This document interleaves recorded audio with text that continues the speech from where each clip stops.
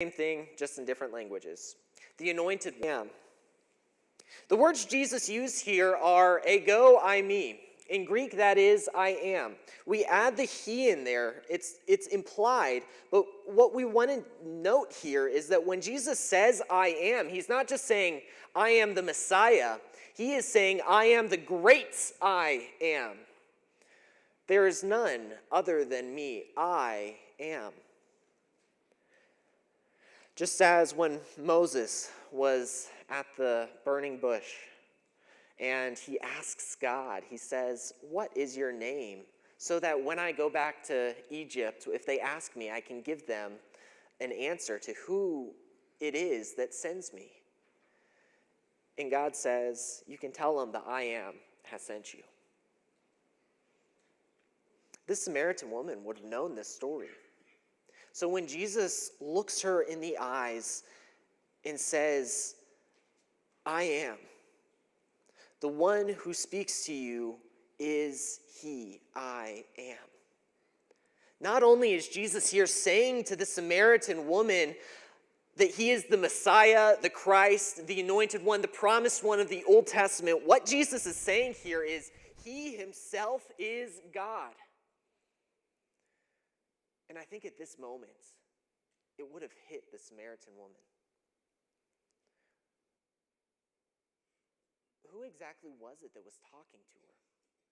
Who was it that was offering her living water? Who was it that was able to tell her all the things that she had done, the 5 husbands that she had had in her current state with the man who is not currently her husband?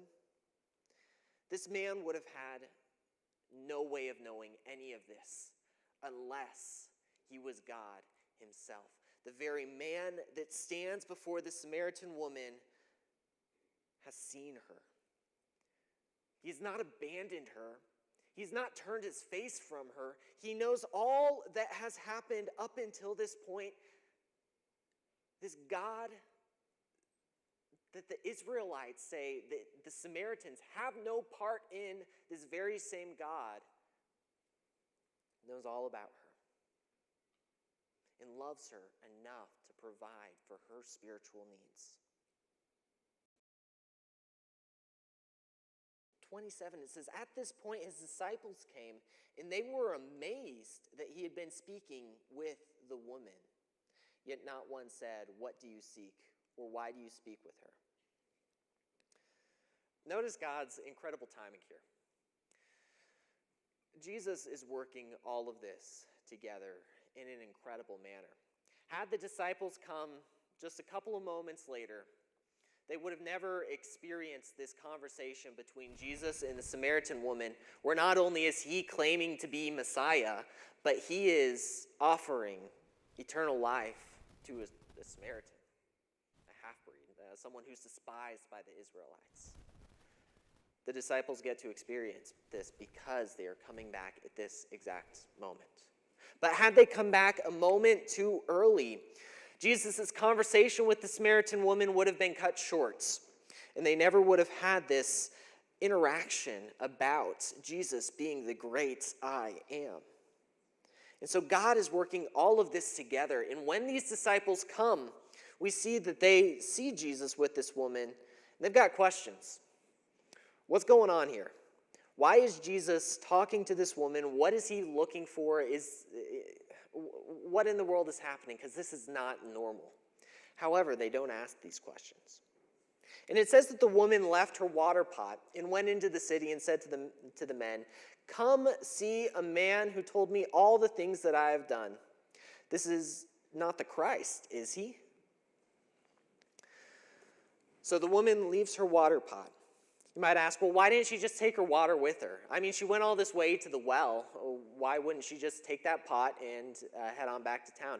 Even if she wasn't able to fill up her water pot with water, why wouldn't she just take that pot? It is her possession, and take it on back to the town. And the scriptures don't really give us a definitive answer, but let me just suggest that this pot is not just, a little teacup. It's not something that's small. This is probably something more like what we see at the wedding just a couple of chapters prior, where Jesus turns the water into wine. And these are big jugs full of tens of gallons of liquid.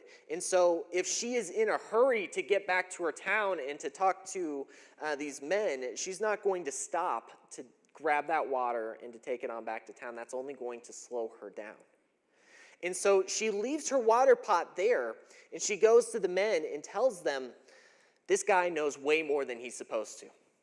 This guy's told me all about myself, and there's no other explanation than this man is sent by God. This is the Christ. You have to see for yourself. And they went out of the city and were coming to him. Now check out what happens next. This is turning the attention from the Samaritan woman in the Samaritan town. Now we're going to look at the disciples in Jesus' interaction. We see here in verse 31, it says, meanwhile, the disciples were urging him, saying, Rabbi, eat. But he said to them, I have food to eat that you do not know about.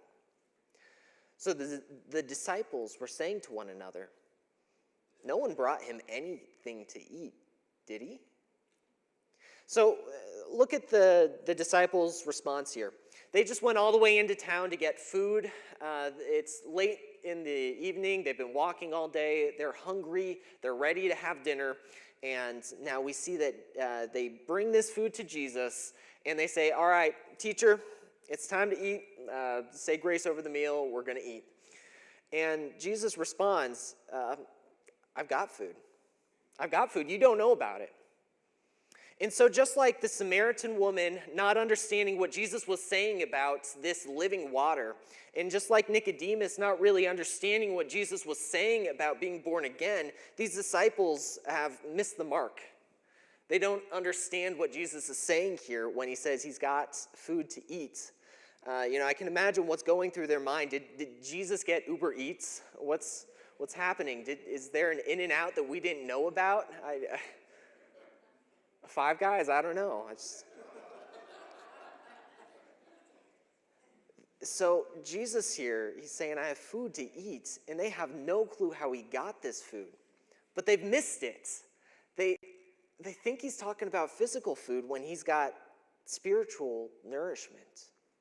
And the disciples were saying to one another, no one brought him food. Jesus said to them, my food is to do the will of him who sent me and to accomplish his work.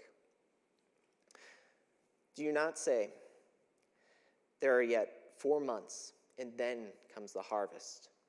Behold, I say to you, lift up your eyes and look on the fields, that they are white with harvest. Already, he who reaps